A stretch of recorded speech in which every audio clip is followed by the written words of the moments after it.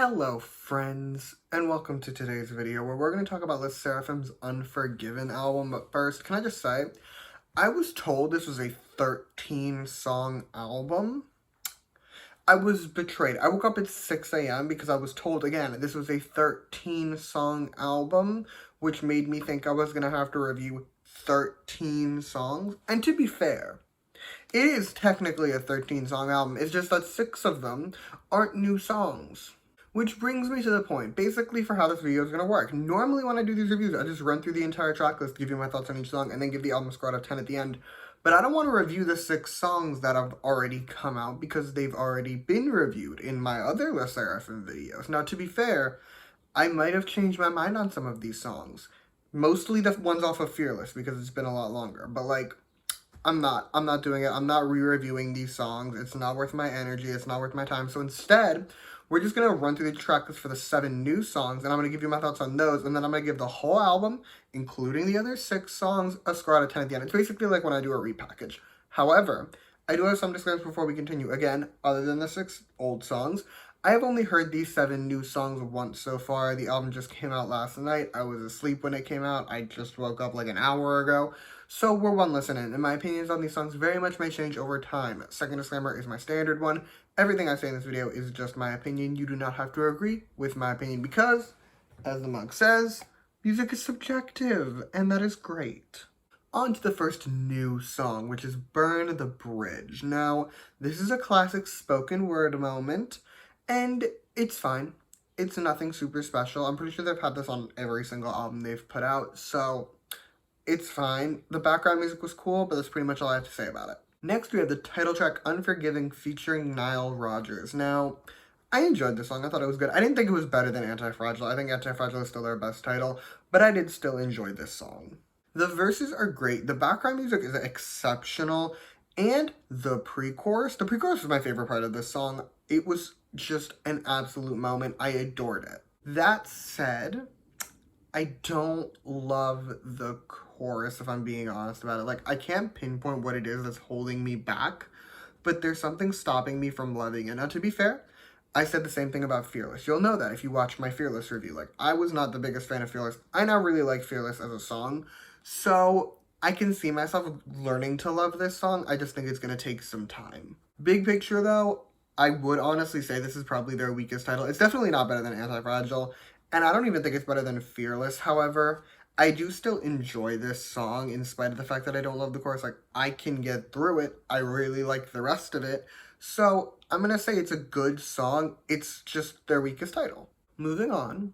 Next up, we have my favorite song, which was No Return parentheses Into the Unknown. And everybody shut up. We have a pop banger on our hands. We have pop perfection. We have a pop masterpiece. So, I loved this song. I loved this song so much, and I continue to love this song. I plan on listening to it a bunch while I'm at work today, so, like, be ready for that. But as for this song had me jamming at 6:39 in the morning. I was losing my mind before 6:40. I don't show proof of life before 7.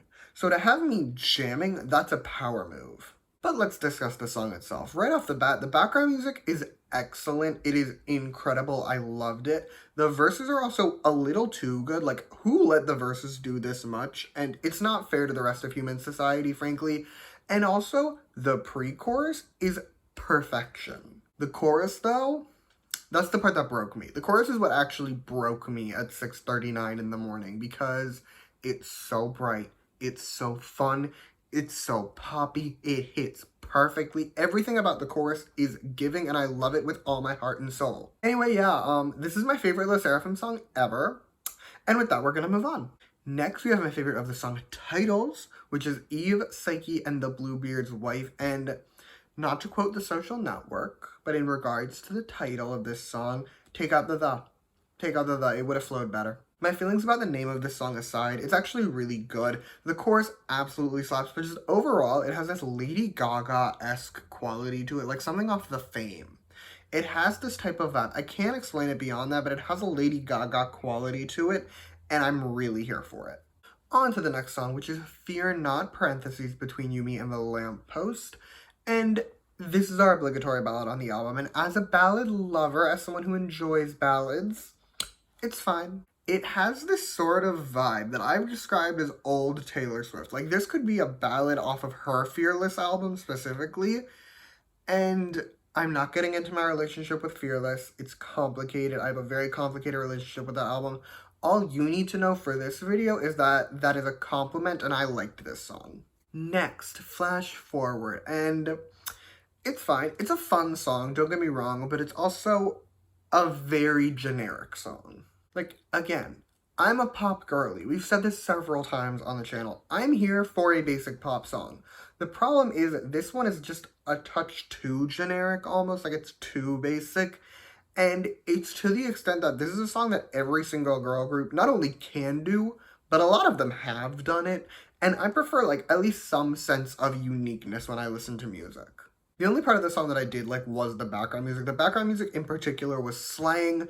The rest of the song is just kind of there. Last but not least, we have Fire in the Belly. And this song, she's pretty good. My one key complaint is just about the chorus. I feel like the chorus is a smidge too loud, specifically in regards to the background music.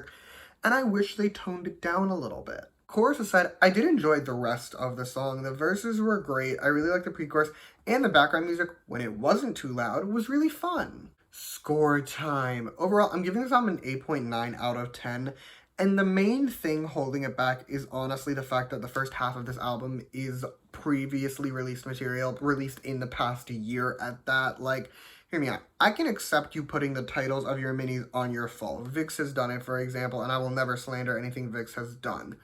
But it's the B-sides that bother me. Like, when you have a 13-song album, and half of them are songs you released in the last year, that's just, I would have much preferred a tight 7 as opposed to 13 with 6 previously released songs. That said, of those 7, I liked most of them. I loved 2 of them, and another 2 at least I really liked. So yeah, 8.9 out of 10. And yeah, that's all I have for you today. Thank you so much for watching. Feel free to comment your thoughts on this album down below. Let me know what your favorite song is. You can also like and subscribe if you want to or don't. I will be okay either way. And if you want to hear more from me, you can follow me on Twitter at @albumreviews. I'll link that in the description along with all the other SSERAFIM reviews that I've done, so you can check out how I feel about those songs, specifically the ones that are on this album. And yeah, thank you again for watching. Bye!